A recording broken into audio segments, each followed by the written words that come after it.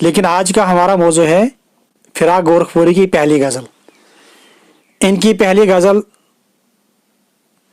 اس کو ہم پڑھیں گے، لیکن تھوڑا سا آپ کو اس کا بیک اپ جانا ہوگا کہ اس کے پیچھے کیا سین ہے، یہ غزل کس دور میں کی گئی ہے.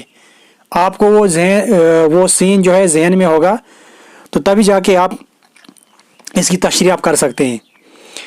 دوستو، یہ وہ وقت تھا جس وقت ہندوستان انگریزوں کے قبضے میں تھا، یعنی ہندوستان غلامی کی زندگی گزار رہا تھا، اور ہندوستان کا ہر فرد جو ہے وہ یہ کوشش کر رہا تھا کہ کس طرح سے ہم انگریزوں سے اپنی جان چھڑا سکیں، ان کو اپنے ملک سے نکال سکیں اور ہندوستان کو آزادی دلا سکیں.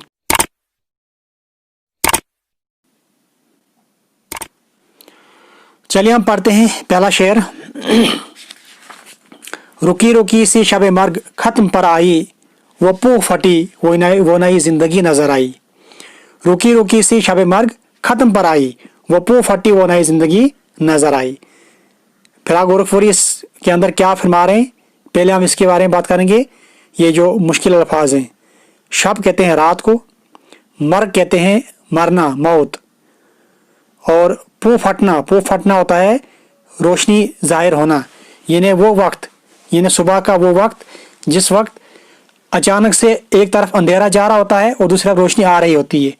تو جو ایک طرف سے اندھیرا گیا روشنی آئی تو اس درمیانی وقت کو کہتے ہیں پو پھٹنے کا وقت، پو پھٹنا یعنی روشنی ظاہر ہونا.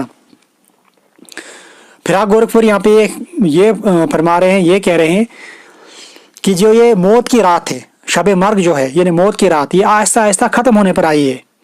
یعنی موت کی رات مینز ہندوستان جو ہے وہ غلامی کی زندگی گزار رہا تھا، اور یہاں پہ انگریز لوگ ہندوستانی پہ جو ہے بہت ظلم اور ستم ڈھا رہے تھے، ظلم کرتے ہندوستانی پر. تو ان کے ظلم سے ہماری نجات اب نظر آ رہا ہے، ہمیں یہ نظر آ رہا ہے کہ اب ہمیں اس ظلم سے نجات مل جائے گی اور ہم اپنے مشن میں کامیاب ہو جائیں گے اور انگریزوں کو ہم اپنے ملک سے بھگا دیں گے. تو اب کیا ہو رہا ہے کہ یہ جو ہمارے لیے جو موت کا وقت تھا یہ ختم ہونے جا رہا ہے. انہیں صبح، زندگی کی صبح طلوع ہو رہی ہے، انہیں ظلم و جبر کی رات ختم ہو رہی ہے اور خوشیوں بھری، یعنی وہ پو پھٹی وہ نئی زندگی نظر آئی. یعنی جو ہی روشنی نمودار ہو رہی ہے، یہ ہمیں نظر آ رہا ہے کہ روشنی آ رہی ہے اور ایک نئی زندگی کی شروعات ہونے جا رہی ہے. یعنی ہم نئے دور کی شروعات کریں گے، ایک نئی زندگی، نئی بہار سامنے آئے گی. یہ ہے ان کے پہلے شعر کی تشریح. دوسرا شعر ہم پڑھتے ہیں. یہ وہ موڑ ہے کہ پرچھایا نہ دیں گی ساتھ، مسافروں سے کہو کہ ان کی رہ گزر آئی. پرچھایا ہوتا ہے، پرچھائی آپ جانتے ہو، یہ اپنا سایہ، اور رہ ہوتا ہے راستہ، رہ گزر یعنی راستے سے گزرنا. ٹھیک ہے، پرچھائی مین سایہ. یہ وہ موڑ ہے کہ پرچھایا نہ دیں گی ساتھ، مسافروں سے کہو کہ ان کی رہ گزر آئی. شاعر فرماتے ہیں کہ اس موڑ میں، یہ جو آزادی کی جدوجہد ہے، یہ جو موڑ ہے، یعنی اس کے جو عاشق ہیں، کس کے؟ اپنے وطن کے عاشق، اپنے وطن کے لیے جان قربان کرنے والے عاشق جو اپنے وطن کے لڑتے ہیں، ان عاشقوں سے کہو کہ ان کی پرچھائیاں ان کا ساتھ نہیں دیں گی. یعنی جب وہ جہاد کرنے نکلتے ہیں تو ان کو یہ بات ذہن میں رکھنی چاہیے کہ ان کے اپنے لوگ بھی ان کا ساتھ دینے کے لیے تیار نہیں ہیں. کیونکہ جب انگریز ہندوستان میں آئے تھے تو اس وقت انہیں کیا معلوم تھا کون کہاں رہتا ہے، کون کیا ہمارے خلاف کون کیا سازش کر رہا ہے. وہ تو ہمارے اپنے ہی لوگ، کچھ جو بکاؤ لوگ تھے، جو درندہ سپ لوگ جو تھے، تو وہ کچھ ٹکے کے لیے، کچھ پیسوں کے لیے وہ اپنا ایمان بیچ دیتے تھے اور ہمارے گھر کا سارا راز انگریزوں کو کہہ دیتے تھے. یعنی شاعر یہ فرمانا چاہ رہے ہیں کہ ہمیں اپنے بھی یہاں پہ اپنا ساتھ ان لوگوں کا ساتھ نہیں دیں گے، لہٰذا ہمیں ہوشیار رہنے کی ضرورت ہے. مسافروں سے کہو کہ ان کی رہ گزر آئی. یعنی یہ جو مشکل راستہ ہے، یہ ان کو اس مشکل راستے سے گزرنا ہے، اپنے آپ گزرنا ہے. یعنی جب وہ نکل پڑے ہیں تو اپنے وطن کو آزاد کر کے ہی دم لیں گے، تب تک ہم پیچھے ہٹنے والے نہیں ہیں. یعنی اس راستے میں جو نکل پڑا ہے تو اسے اپنے وطن کو آزاد کرنے کی جو تگودد کر رہا ہے، यानी जंग कर रहा है तो उसके लिए उसको मुश्किल मराहल से गुजरना पड़ेगा, तो फिर उनको निहायत हिम्मत और जुर्रत के साथ गुजरना होगा। तो उन्हें फिर ये नहीं देखना है कि हमें कौन साथ दे रहा है कौन साथ नहीं दे रहा है। तीसरा शेर पढ़ेंगे। फिजा तबस्सुम सुबह बहार थी लेकिन पहुंच के मंजिल जाना पे आंख भर आई।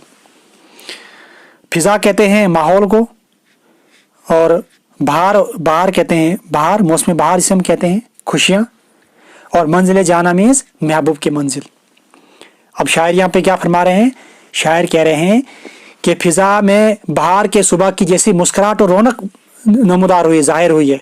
यानी महबूब के मंजिल तरफ जाने का रास्ता जो है वो बहुत ही दिलकश नज़ारा है, बहुत ही खुशगवार माहौल इस वक्त हम जिस तरह हम जा रहे हैं। लेकिन पहुंच के मंजिल जाना पे आंख भर आई। जब हम मंजिल पे पहुंच चुके तो फिर सदमे की वजह से तो हमारी आंखों में आंसू आ गए, यानी हमें रोना आ गया। मतलब क्या है कि हम जो कुछ समझ कर चले थे और जो उम्मीदें हमारे अंदर थी कि हम वतन को आज़ाद कराएंगे, फिर हमें ऐसा होगा, खुशगवार माहौल मिलेगा और हमारी समाजी और माशी ज़िंदगी जो है वो ठीक हो जाएगी, हैं, लेकिन उस पर हम सब आज़ाद हो जाएंगे। लेकिन वो शायर ये गम से कहना चाहता है कि जब हम उस मंजिल पे पहुंचे तो मंजिल पे पहुंचकर हमारी आंख भर आई, क्योंकि कुछ हालात ठीक नहीं लग रहे हैं। किसी की बज़्म तर्ब में हयात बढ़ती थी, उम्मीदवारों में कल मौत नजर आई।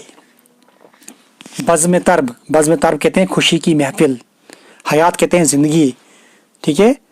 और क्या कहते हैं शायर इसमें, यानी वतन की आज़ादी के लिए जो जिंदगी, यानी वतन की आज़ादी जो होती है वो क्या होती है, किसी की बज़्म तर्ब में हयात बढ़ती है। शायर इसमें शेर के अंदर क्या कहना चाहते हैं, यानी किसी की जिंदगी जो है वो खुशी में गुजर रही है, ठीक है ना, वो खुश है अपनी जिंदगी गुजारने में, यानी गुलामी में वो अपने आप को खुशी महसूस करते हैं। उम्मीदवारों में कल जो मौत नजर आई, यानी आज़ादी की तहरीक में कई लोगों ने अपनी जान की बाजी लगा दी है, और जो आज़ादी के लिए वो अपनी जान का नजराना जो पेश करते हैं तो वो खुशी खुशी से अपनी वो जान का नजराना पेश करते हैं। और कुछ लोग क्या होते हैं, वो साजिश में लगे होते हैं। किसी की बज़्म तर्ब में हयात बढ़ती थी, उम्मीदवारों में कल मौत भी नजर आई।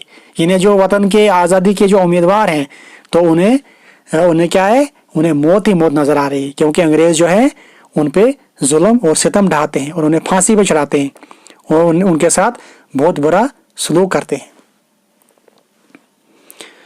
कहाँ हर एक से इंसानियत का बार उठा, कहकर भला कि ये बला भी तेरे आशिकों के सर आई।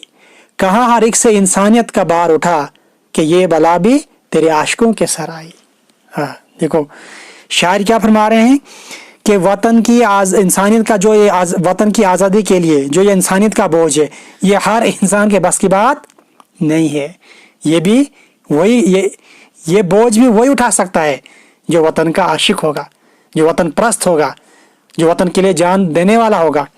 और इस वतन के लिए हर इंसान का खून लगा है, चाहे वो किसी मजहब से हो, हर इंसान का इसमें कोशिश लगी, तब जाके हमारा वतन आज़ाद हुआ है। यानी ये आप अपनी जान का नजराना उसी ने पेश किया है जो वतन परस्त था, जिसके अंदर वतन की मोहब्बत थी।